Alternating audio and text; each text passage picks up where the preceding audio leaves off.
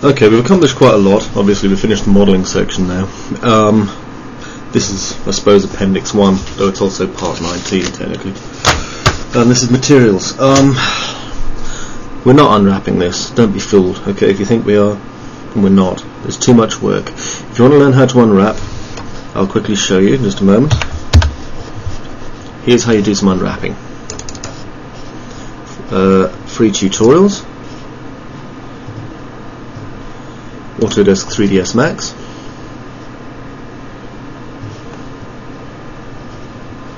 And you can use the Game Dev, the Marine Humanoid, that's a good one. Or, here we are, Blackout, the Escape Unit, modelling, unwrapping and texturing. If you're really that desperate to do the entire lot, I suggest you use this one, okay? There's a few parts here, as you can see, however it is worth it. Didn't realise there was that many bits actually. Okay, so use that if you want to do actual direct unwrapping and texturing. If you're just going to do materials, we're going to do it this way. Now firstly, I'm going to select everything, press M, and just assign a blank grey material to everything. Wrong button. Like so, okay? First of all, it's going to make rendering a lot faster. Just give it a few seconds. There we go. So that's our traditional, good old 3ds Max grey there. Now in the background at the minute, I've just got a JPEG that I've stretched to panoramic. Instead of using HDRI or anything, it's just using the calculations off that for the ambient occlusion. Now I'm going to make a couple of simple materials here. And the simplest way actually to create a nice simple material effect is if we open our Max library here and go to our material library and look at metal black plane, you can see how this is made up. It's quite clever actually. The diffuse is just a noise map, yeah, and it's just got this two kind of shades of grey in here mixed using a fractal. And if we were to apply that just to this wing as an example, I'll just quickly render it. I know it takes a few seconds each time to render. You can see it's a very simple effect for getting a nice metal kind of texture done. So if we look at this as kind of one possible, let's move that to there and just reset this one out again just by drag and toad. If we look at this as kind of one possible variant of a metal, what we could do is perhaps drag it to here and here, and we can make some different shaded versions of it as well. So for example, if I nip over here and make colour 1 a little bit lighter perhaps, and colour 2 a little bit lighter still, and then over here perhaps I could just change my colour balance a little bit, perhaps affect the hue, or perhaps up the blue a little bit. There we go. Same again on this one, maybe up the blue just a little bit more. Okay, that gives us 3 different kinds of metals, and this was just a simple start off. Now of course if we've got 3 different colours of metal, we've got to assume that the metal maybe is slightly different from the different each one has a different kind of density perhaps. So for metal 1 we could look at perhaps setting the specular level down to only 130.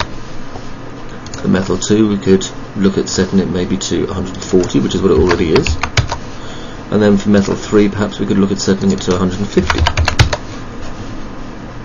The same again with the glossiness. Perhaps for this one we can make the glossiness 36, which gives us a smaller highlight.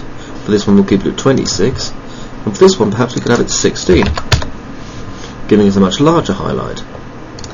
Another thing we could do as well is perhaps we could change this to an anisotropic, which gives us this kind of squished highlight here.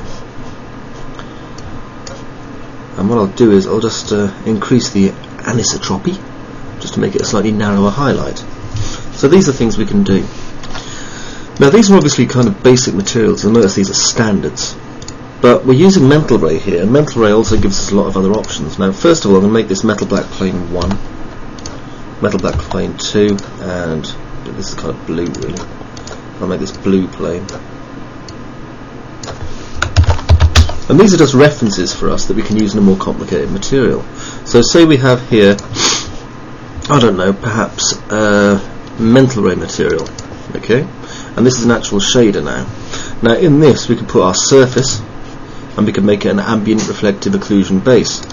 Now this requires quite a lot of calculation for 3ds Max, and we're going to look at the different ways this is kind of affected and what we can do with it. So if we take this and drag it to this wing, and for example perhaps the body of the ship as well, and the ground. At the minute the type is occlusion, type 0 OCC. If I press F9 and just do a fast render here, now as you can see what it's done is it's kind of accurately calculating the way that light is hitting this object and working out areas where light isn't really pooling, like underneath the ship. Obviously it's going to be darker because the light's not bouncing around there so much. Same in these dark areas here and here. It's just working out using occlusion there. We could also change it to environment. Now this time it's going to pick up lighting information from the perspective, stretched perspective shot that we put around it. I'll just pause this and then start it again in a second. So as you can see it's picking up the lighting information actually from the environment around it. But it's also picking up the kind of light bounces which is making these areas darker. Okay, so that's cool too. Now let's close that down. Now I prefer not using ambient occlusion inside a mental ray shader, which is this one here, because I prefer to use it inside a ray trace. So if I just select this and change it to ray trace, now at the moment the straight shading will come out with this fall.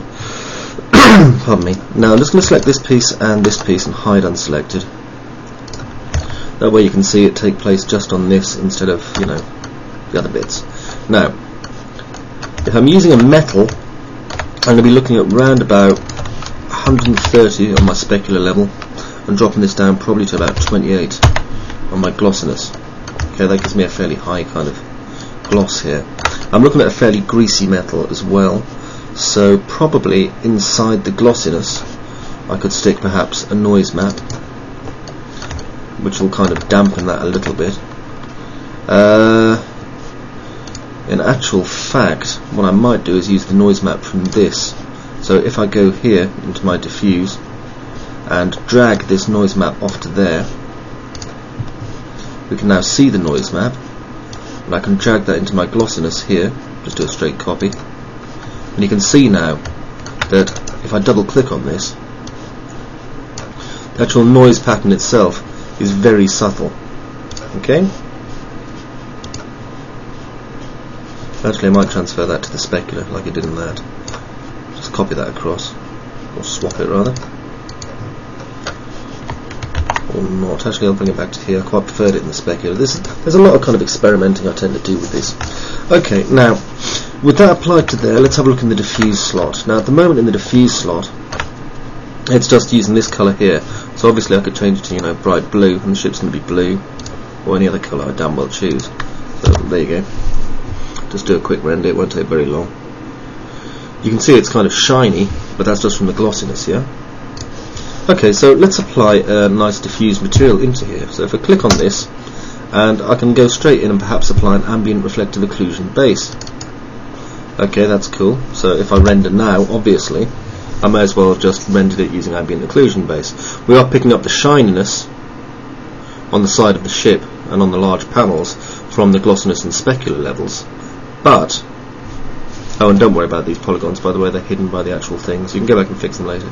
But we're also getting the ambient occlusion. Now at the moment it's a fairly low detailed ambient occlusion. We're getting a lot of bittiness because the samples are quite low. If I was to ramp that up to say, I don't know, 16, 32, 32 and 32, 64, crank that up to there, we'll get a slightly higher detail, though it will take slightly longer to process and use a few more processing units probably. But you notice obviously the graininess kind of steps down a bit. We're not using any form of anti-aliasing at the moment, by the way, which is why obviously you can see the jaggies down here. Okay, let this finish. So we've got a fairly basic texture here. Now what can we do with it to make it a bit more interesting and exciting? Well, for example, we could go into our bright slot here and do a material to shader, and then perhaps drag this blue paint straight into it as an instance. Now if you look at the way this has changed here, if I'm rendering, all areas of this that are now classed as light are going to pick up that blue metallic shader, and you can see that's making a difference already. And the light is still pooling down the bottom there in the various areas where it's supposed to.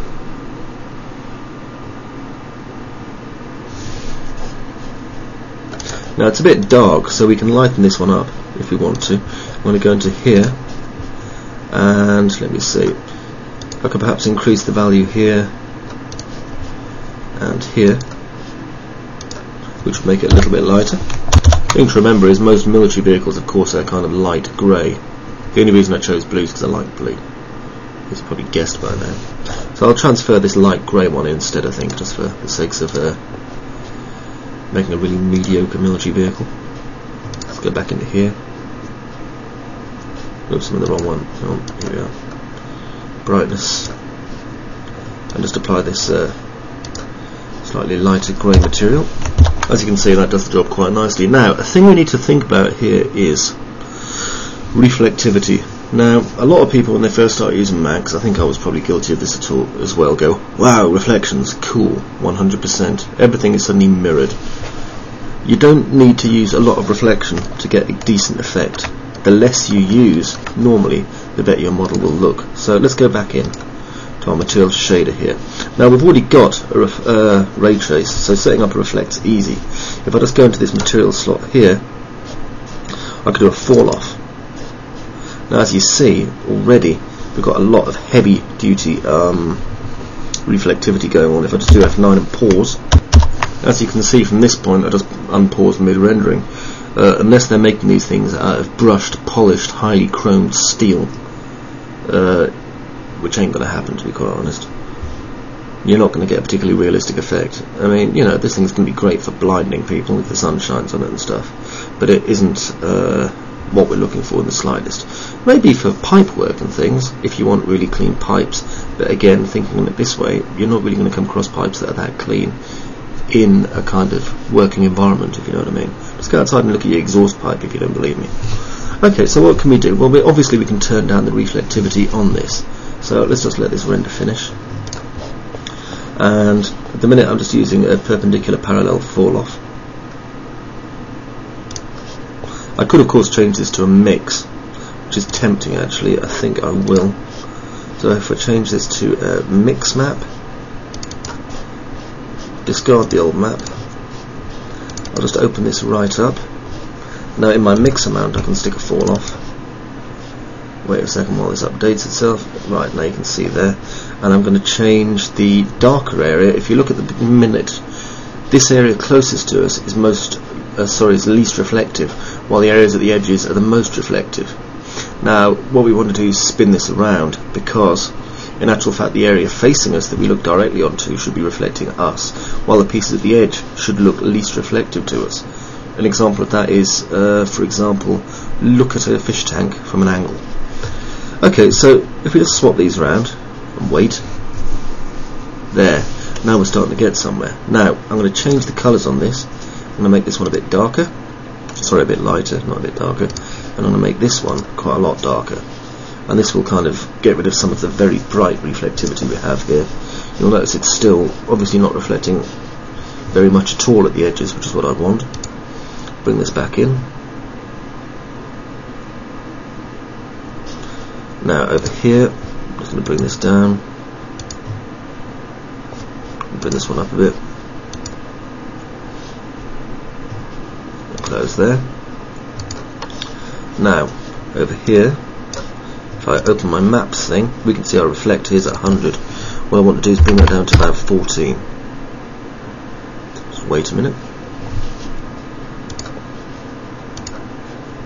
Turn our reflect back on.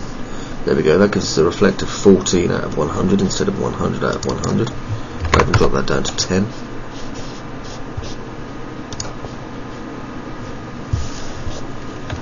Now if I do a quick render, so what you notice is not a lot's changed, simply because the slider here for reflect, where I put it down to 10, isn't actually affecting it. What I need to do in order to affect this now is go into my map mix, go to my output, and what I can do is enable my color map. If I just bring this down like this, you can see the reflectivity just drops like a stone. And just bring this down a bit more.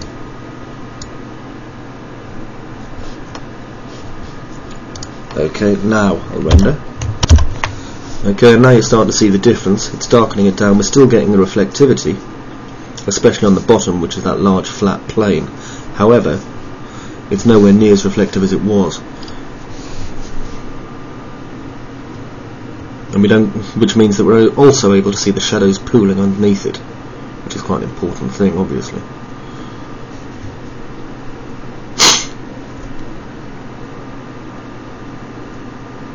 Let's let it finish up there.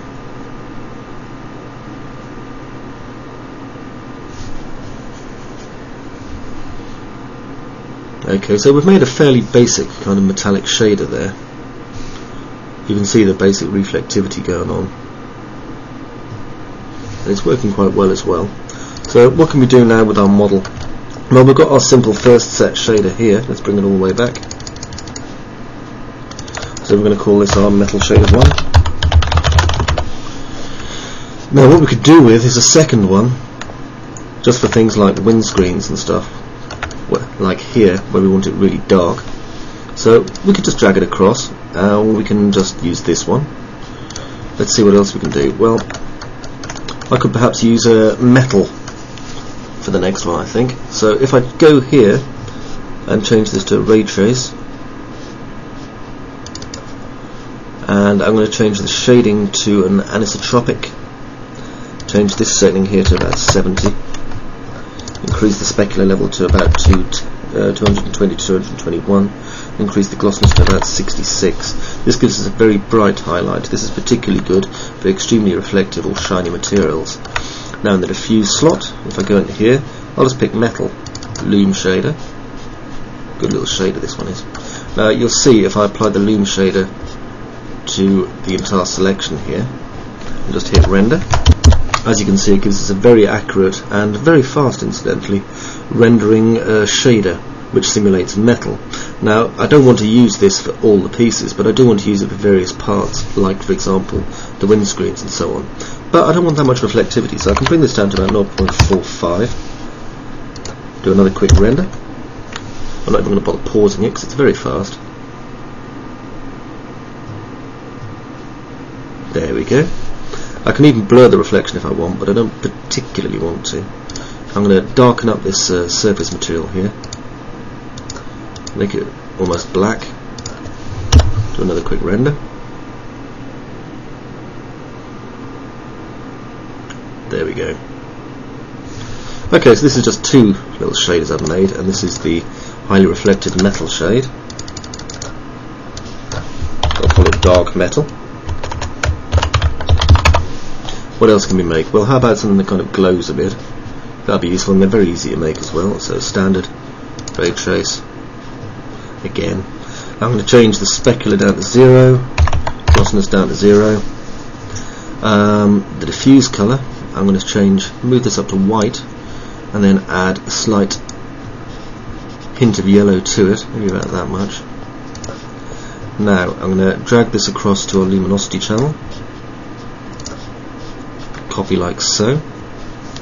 Okay, and this gives us our basic kind of glow in the dark material, as we'll be able to see when I render, because it'll just white it out completely. And the good thing about this is that if I'm assigning a material ID to it of say 11, I can then go into my post effects up in rendering video post and apply glows to this for when it comes to render time, or you can do it in combustion. Okay, let's apply this one back to it again. Hooray, now we can see it again. Okay, so we've made some pretty basic kind of 3 material sets here, plus we've got the 4 at the bottom, sorry, 3 at the bottom here. So let's look at ways we can now work with these. So I'm just going to Control N, apply that to everything, pull back, and unhide all. There we go. Okay, now let's look at something basic here like the wing. So with the wing selected, I'm going to hide unselected again, zoom in on it. Now, what I'm going to do is just apply a couple of different materials to it. So if we assume that this is our basic material, metal shader 1, yeah, we go over here now, and I'm going to get this dark metal shader here. Just going to bring our material editor down to about there, and select by element.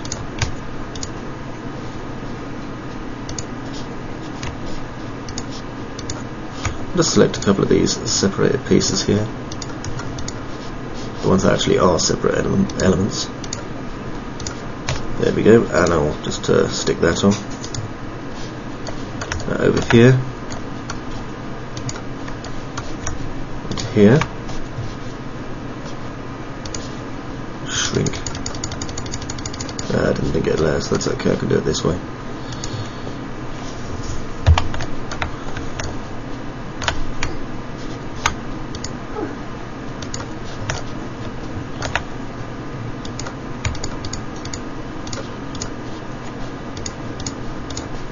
This is just as an example, you realise. I'm not going to do the entire ship like this because I can't be bothered. It would take far too long for a tutorial set, and you'd fall asleep. But now you get an idea of how long it takes to do an unwrap on this as well.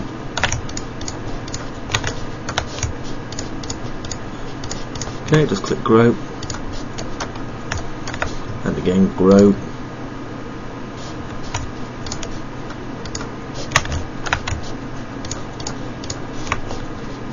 Grow. Just apply that to it.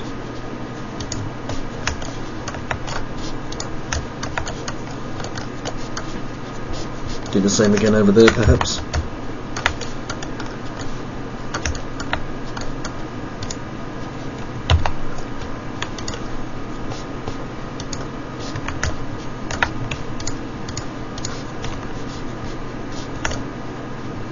And again.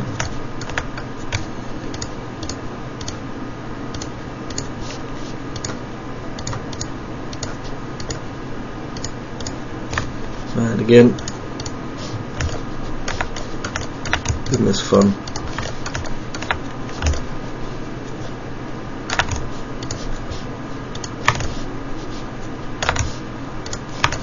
Okay, and pull back and grow.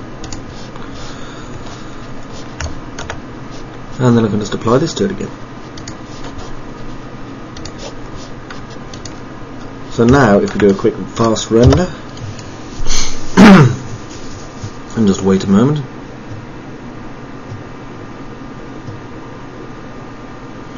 So you can see now these are glowing, and we've got the different coloured metals there running on the other piece. Turn it over onto this side.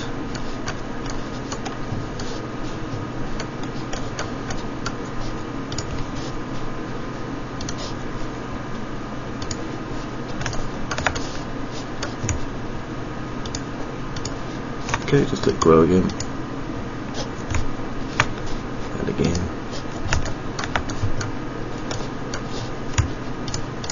Always a nuisance doing it this way, especially if you're doing it fast. If I wasn't doing it fast, I'd be able to take more time with it. But obviously, I don't have that luxury.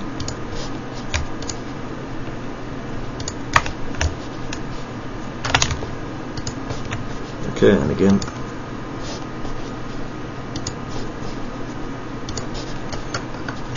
Good thing is, of course, you could do different coloured glows as well.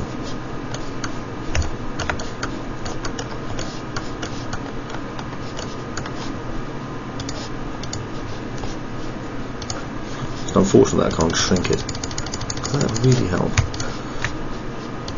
Unless I do it that way. Right, back into this.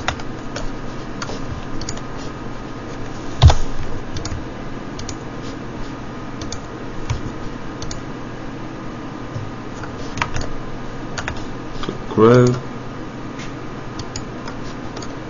One more. There we are. That was a fast way of doing it, by the way. I just looped Control Select by Poly, and then clicked Grow to fill in the gaps. There we go. So if I just do another fast render now. Okay, you can see how that one works. And what I'll do is I'll unhide the other part. Press F4 obviously, otherwise we'll be here all week. So now do a render compared to the plane. And wait a minute. Okay, so already presumably you can see the detail. We've even got minor reflectivity happening just here.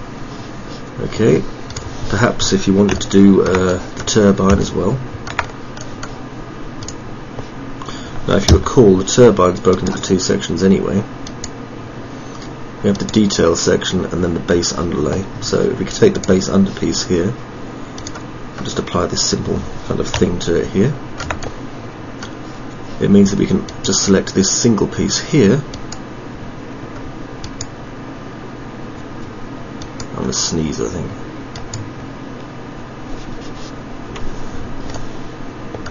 Let's get it nice and close so I can actually get to it.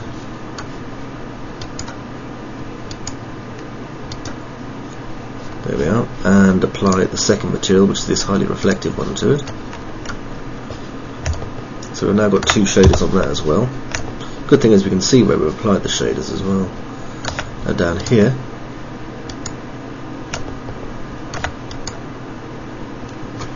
press F4 so I can see where I've got selected. That's already got a material assigned to it as well. It's that very reflective one. And over here, same again. This part onto the metal. Isn't this fun? Now down here, and I can apply our main metal texture to it. You'll notice I'm avoiding those lamps like the plague. Hope no one notices. Now around here,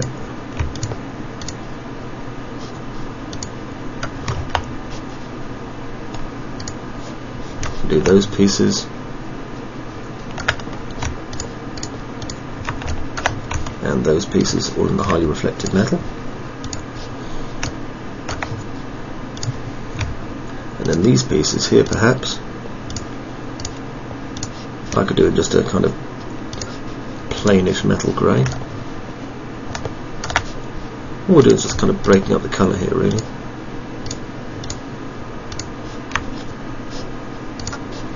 The underside, we've got these feet. Grab all three of those and just make them a dark metal.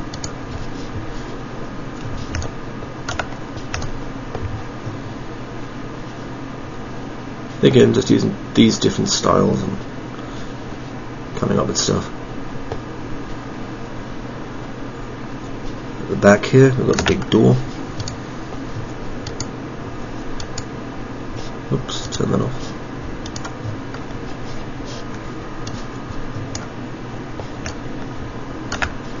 Shift and drag, shift and drag, shift and drag. If I select this piece, step by element, do that.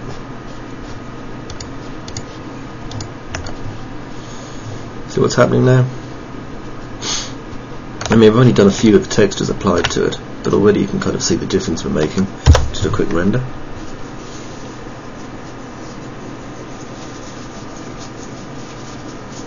Obviously the render time is going to slow down rather considerably now.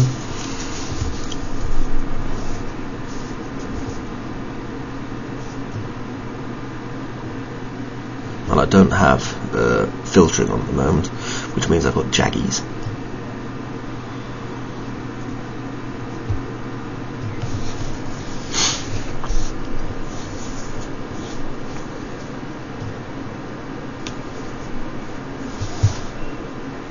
Okay, that seems to be working fine. Okay, I can now do the lamps perhaps on the front of this, which I know is a long process, but may as well go through with it. After all, you wanted to watch the video tutorial. Go over here first.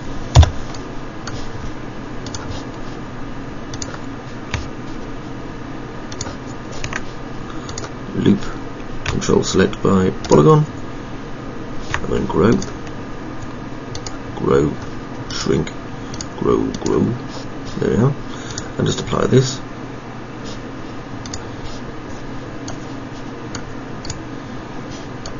Back over here.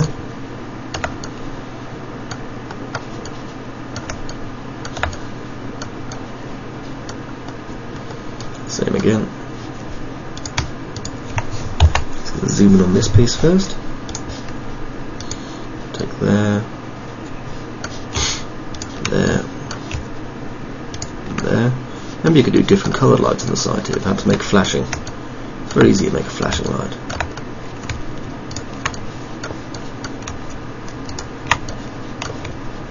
Okay, and just loop. Control select by polygon.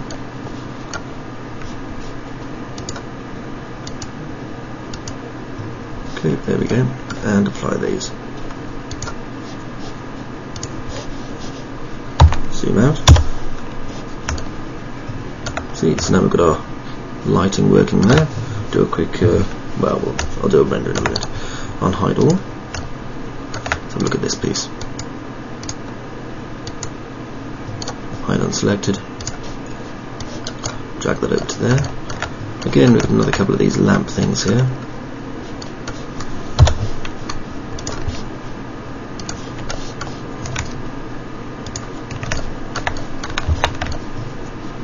Turn them over.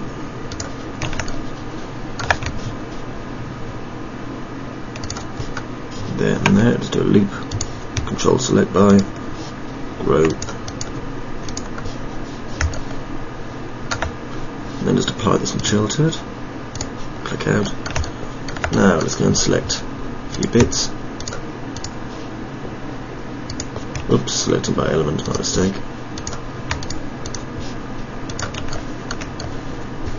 And that should be just about it really, apart from these pieces.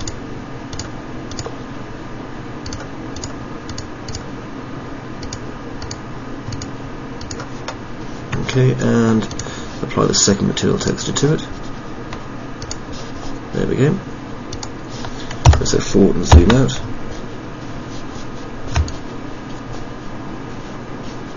Oh, that looks fine. Unhide all. Now remember our rotors here. What I'm going to do is just select. Oh, that part's already selected. You see from when I edited it last, which is going to save me some time. Just going to apply that in there. Which will highlight it nicely. Same in here.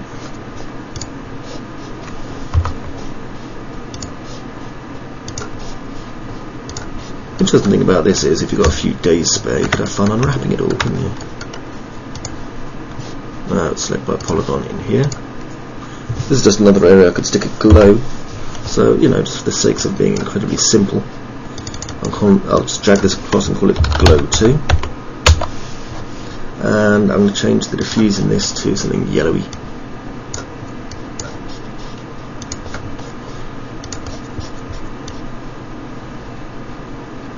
There we go. Apply it across. Just a nice simple marker image. Lets you remember to put the flames in later as well. Or just the turbines or whatever. Flaming jets. Okay, and that's pretty much how you kind of use a simple set of shaders just to texture this beast. The last thing I'm going to do is just go over here and set this up as a simple mental ray. Change this one to surface ambient.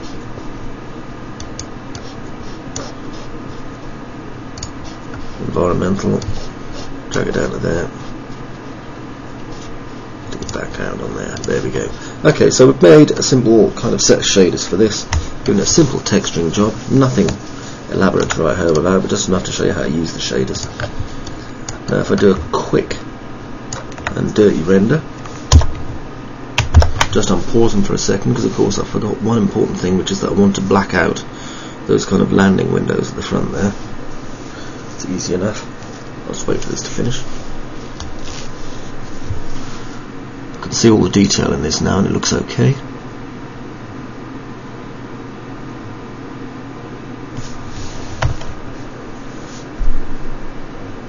Yeah, that looks fine. Close that down. The material I'm going to apply at the floor here, I'll just use this for the time being. Our old metal shaded one. Mainly because I quite like it. There we are. Okay, materials. I'm just going to make a plain black windscreen material here. So I'll just use standard diffuse. Bring that up to about there. specular level 15, glossiness, leave it the way it is.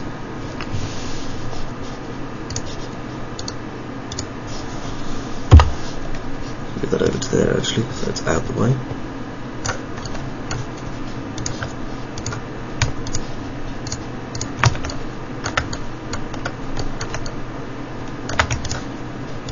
Okay, and missed the middle bit there.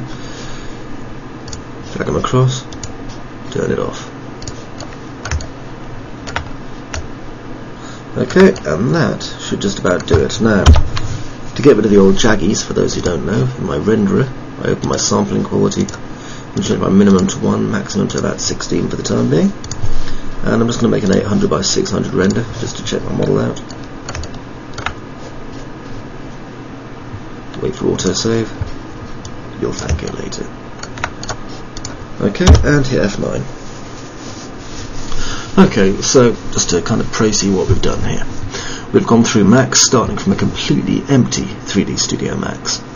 And without using any plugins, and with only using one script, which is the placement tool, which is a free script that comes with Max incidentally, as a sample.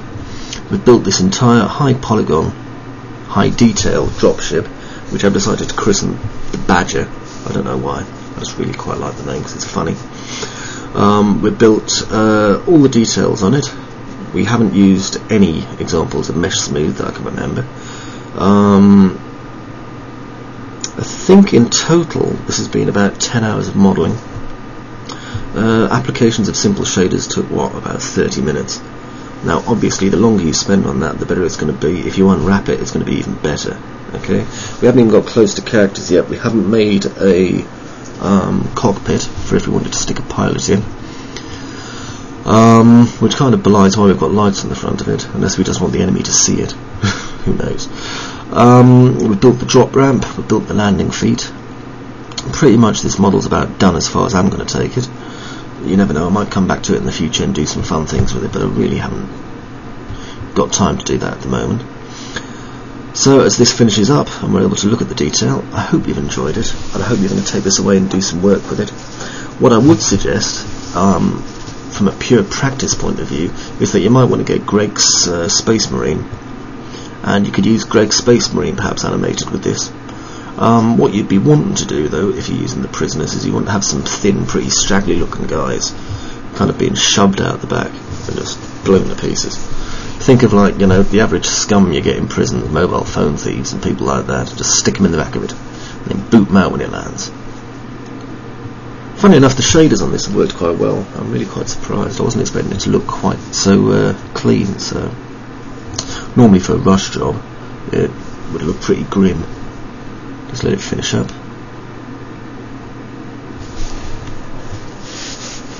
Incidentally, for those of you who are watching the free tutorial here, who aren't sponsor members, and who didn't decide to purchase this as a DVD because of 56k because they had a 56k download,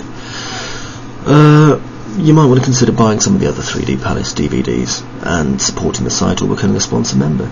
It's incredibly good value from what I gather, having never been a sponsor member myself. And you've got a lot that you can learn from our DVDs, whether it's the APU, as in the APU from the Matrix trilogy, which comes free with the Sentinel from the Matrix trilogy. You can do Ultimax, which is a 380 meter high walking battle platform. You can do Stormbringer, which is basically Serenity stroke Firefly. You can learn how to make a Dreadnought from Warhammer, or you can do the ATMT Walker project. And all of these teach you different things, and it's worth looking at. Okay, this is just about to finish, and when it does, which is now, I'm going to say thanks very much indeed for watching this tutorial.